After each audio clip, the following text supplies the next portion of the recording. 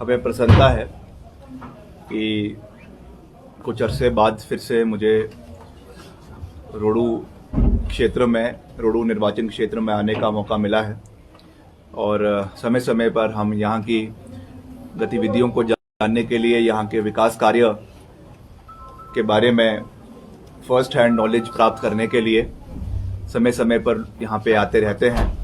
और आज भी एक स्पोर्ट्स इवेंट के मार्फत यहाँ पर आए हैं, तो साथ ही जो यहाँ की गतिविधियाँ हैं उससे भी जो है जानकारी प्राप्त करी है लोगों से, स्थानीय लोगों से, क्योंकि समस्त रोडू क्षेत्र के अलग अलग इलाके के अलग अलग जोन्स के लोग यहाँ पर उपस्थित हुए हैं। हमारे माननीय विधायक साहब, हमारे जिला परिषद ब्लॉक अध्यक्ष, हमारे जो है बीडीसी के चेयरमैन और वाइस चेयरमैन, नगर परिषद के मेंबर, सभी जो इलेक्टेड रिप्रेजेंटेटिव्स हैं, उनके माध्यम से जो गतिविधियां रोडू के अंदर चल रही हैं उसकी जानकारी प्राप्त करी है।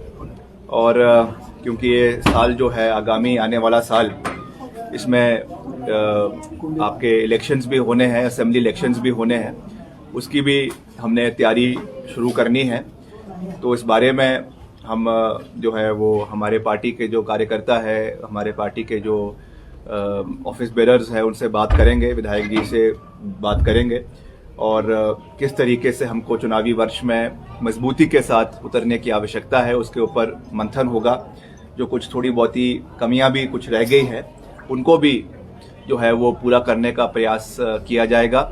मगर क्योंकि हम जानते हैं कि अभी वर्तमान में भाजपा की सरकार है और भाजपा की सरकार द्वारा इस इलाके के साथ जो भेदभाव किया जा रहा है वो आज हम लोगों के सामने है।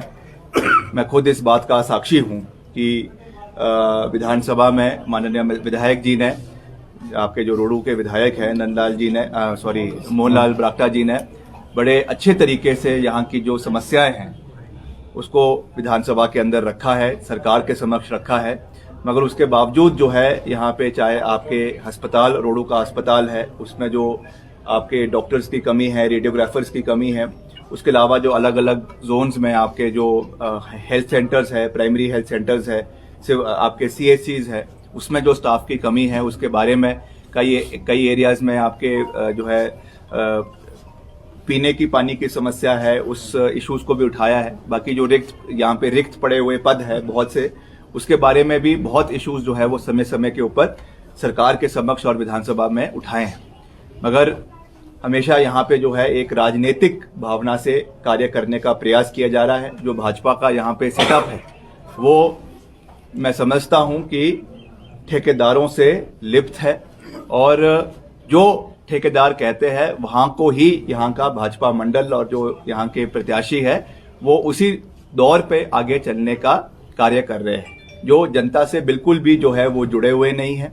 और वो इस चीज को दर्शाता है कि 4 साल में मुख्यमंत्री जी का बड़ी मुश्किल से 1-2 प्रोग्राम जो है वो रोडू के हुए हैं और कोई भी ऐसी बड़ी घोषणा जो है वो रोडू क्षेत्र के लिए नहीं करवाई गई, चाहे वो टूरिज्म पॉइंट ऑफ व्यू से हो, चाहे वो आपके हॉर्टिकल्चर पॉइंट ऑफ व्यू से हो, चाहे चांशल घाटी को डेवलप करने की बात हो। कोई भी ऐसा बजट जो है इस इलाके को नहीं दिया गया जिससे हम इस इलाके को आगे ले जा सके। तो ये इस चीज को दर्शाता है कि ये सरकार जो है ये इस इलाके के साथ क्षेत्रवाद कर रही है और हम पूरी मजबूती के साथ आज, क्योंकि मैं पहली बार जो है वो शायद राय साहब के दुनिया में ना होने के बाद पहली बार शायद आप लोगों के बीच में रोडू में आया हूँ, दूसरी बार तो आया हूँ। तो इसलिए मैंने इनको, अपने परिवार के लोगों को यहाँ पे विश्वास भी दिलाया है कि हम रोडू की जनता के साथ पूरी मजबूती के साथ खड़े हैं और यहाँ के सुख, यहाँ के दुख जो लोगों के हैं, जो भी हमसे बन सकेगा, हम राजा साहब की कमी को कभी भी रोडू वासियों को खलने नहीं देंगे। निश्चित तौर से उनका एक अपना व्यक्तित्व, एक छवि थी, उसको वो तो कभी वो पूरी नहीं की जा सकती, मगर एक अपनापन जो है वो क्षेत्र के लोगों के साथ हमेशा बरकरार रहेगा। यहाँ की जो समस्याएं हैं उसको मिलकर विधायक जी के साथ हम सरकार के समक्ष उठाने का प्रयास समय समय के ऊपर करते रहेंगे और आने वाले समय में, अभी कुछ महीने बाद जो है हम एक विस्तृत दौरा जो है वो पूरे निर्वाचन क्षेत्र का करेंगे और हम जो है श्रीमती प्रतिभा सिंह जी, माननीय सांसद मंडी से भी निवेदन करेंगे, वो भी कुछ इलाके में विधायक जी के साथ आएंगी, दौरा करेंगी और हम मिलकर पूरे इलाके का दौरा करेंगे, यहाँ की आवाज को सुनेंगे और जो हमसे वर्तमान में हो सकेगा वो भी प्रयास करेंगे। और जो चुनाव के बाद, क्योंकि मुझे विश्वास है कि कांग्रेस पार्टी की सरकार पूर्ण बहुमत से हिमाचल प्रदेश के अंदर बनेगी। अभी आपने देखा जो पीछे 4 चुनाव हुए उसमें कांग्रेस पार्टी पूर्ण बहुमत के साथ जीती, चारों विधानसभा भी और लोकसभा भी जीती। ये बात आज ठीक है कि अभी जो चुनाव के परिणाम और राज्यों में आए हैं उससे थोड़ी सी एक खलबली जरूर मची है, मगर ये केवल एक उबाल है। ये उबाल है और ये कुछ समय बाद ये उबाल बैठना शुरू हो जाएगा। ये बात मैं इसलिए कह रहा हूं क्योंकि हम घोषणाएं आज और राज्यों में, खास करके पंजाब में उस तरीके की घोषणाएं हो रही है जिसके लिए उनके पास बजट ही नहीं है। आज कितने बड़े बड़ी घोषणाएं जो है आम आदमी पार्टी ने पंजाब में करी है, और अब उसके बाद वहां के मुख्यमंत्री जो है वो नरेंद्र मोदी जी के पास पहुंच गए कि हमारा तो जनाब जो है खजाना खाली है 3 लाख करोड़ का ऋण है कि आप हमें हर साल सालाना जो है वो 1 लाख करोड़ दे, तभी हमारी गाड़ी चल सकती है। तो हिमाचल की भी वही हाल है।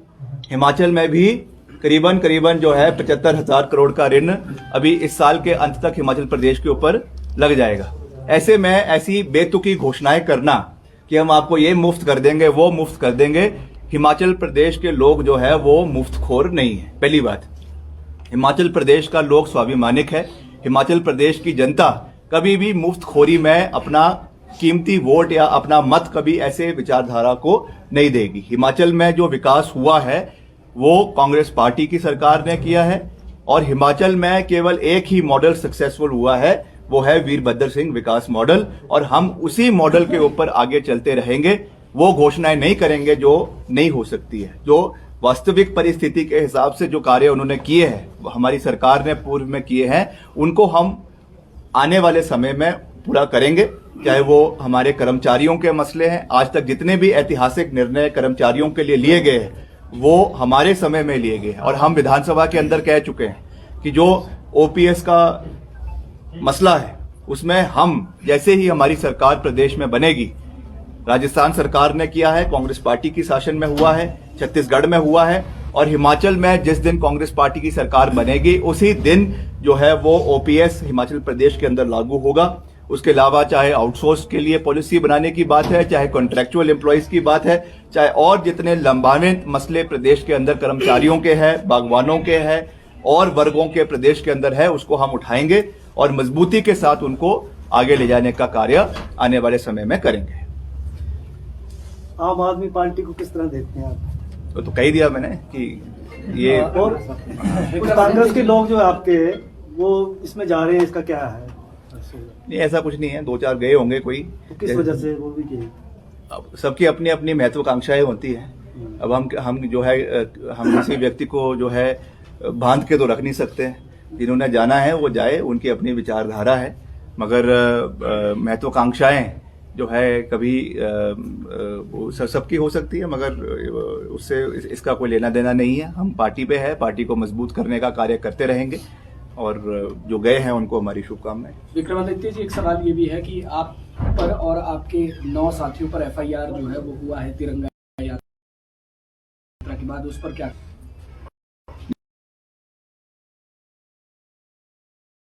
तो मैंने कहा है कि ये बड़ी शर्म की बात है कि जब इस तरीके की भाजपा कोई यात्रा निकालती है तो उनका तो जो है सरकार राम सलाम करती है, मगर हमने तो वैसे ये कांग्रेस पार्टी के बैनर के अंडर नहीं निकाली। हमने तो ये, क्योंकि खालिस्तानी ग्रुप जो है वो लगातार जो है सरकार को, मुख्यमंत्री को और विधायकों को धमकी दे रहा थे, तो हमने उसके खिलाफ जो है ये तिरंगा यात्रा निकाली, और हिमाचल शिमला के अंदर बड़े अच्छे तरीके से कल ये तिरंगा यात्रा निकली।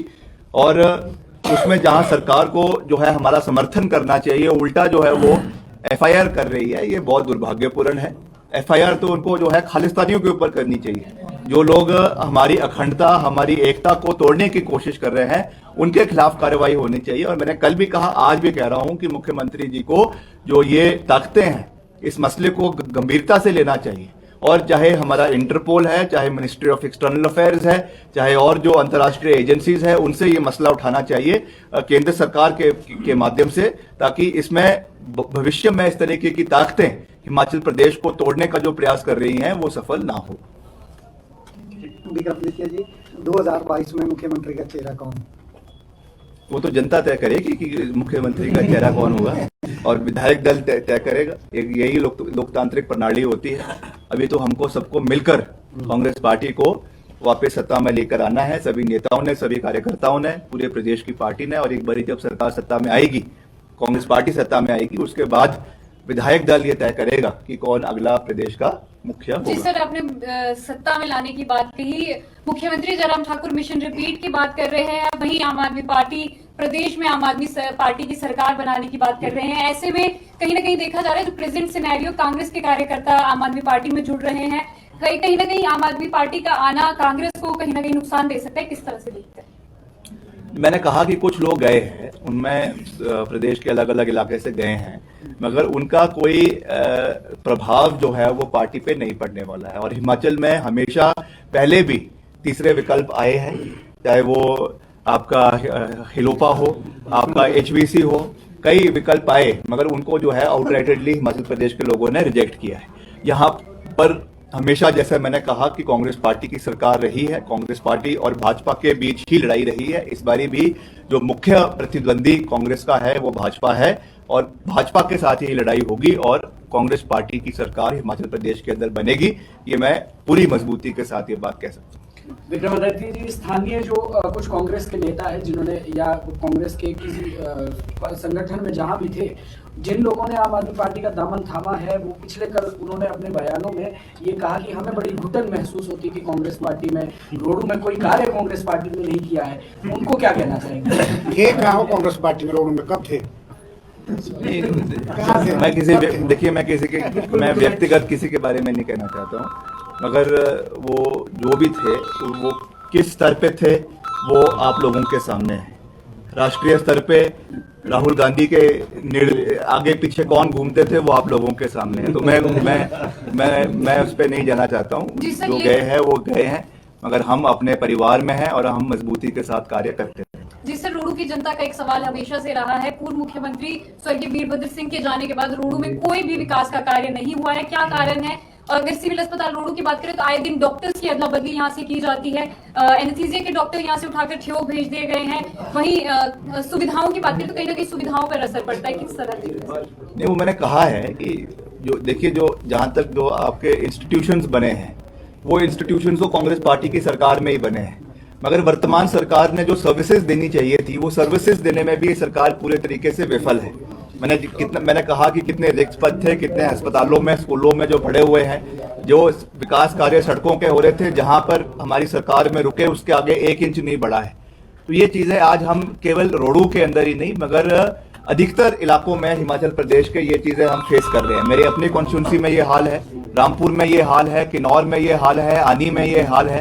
तो ये हमको हर जगह में ये चीज देखने को मिल रही है।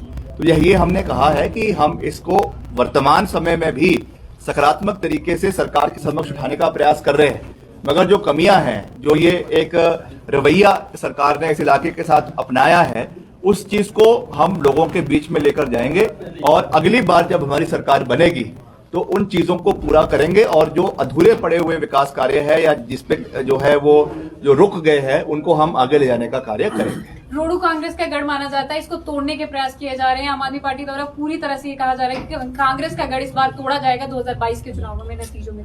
वो आप जब चुनाव के